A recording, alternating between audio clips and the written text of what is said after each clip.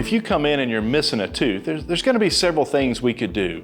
Thankfully, because of dental implants, now we're able to kind of fix that missing tooth, that space there, without affecting any tooth on either side of that missing space. In the past, we were able to do bridges, which bridges work. Bridges is just a couple crowns made together and cemented on there and it stays, but it does affect the teeth on either side of that space.